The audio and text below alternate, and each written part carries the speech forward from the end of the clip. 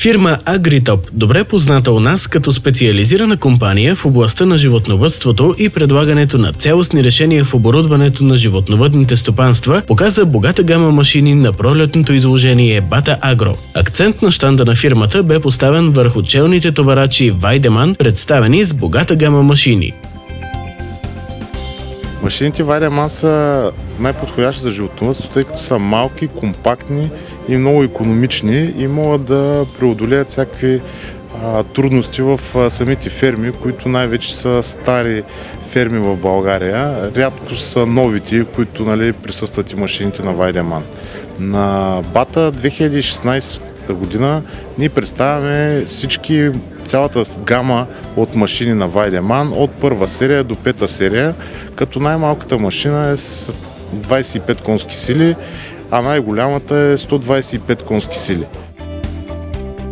Машините Weidemann се отличават с това, че са прахово боядисани, което им дава много голямо предимство в животновъдните ферми и най-вече контактът им с оборската тор, предизвикващ силна корозия на самите машини. Другото важно при товарачите Weidemann е, че предаването на движението става от задния към предния мост посредством карданна връзка, което облегчава работата на машините и от гледна точка на тяхното натоварване.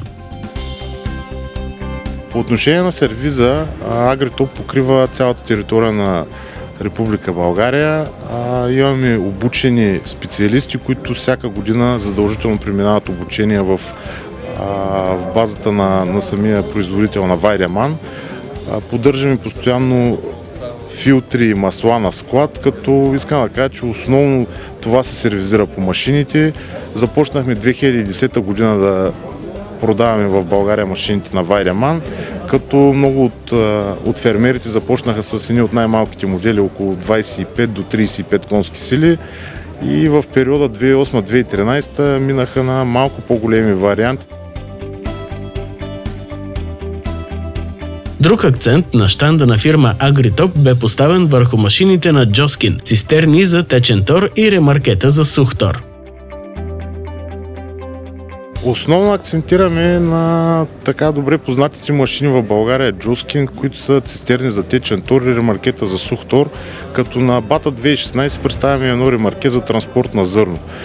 Фирмата Joskin, имаме партньорство около 10 години с нея, доста е позната сред животновъдите и почти няма ферма, която да няма цистерна или ремарке.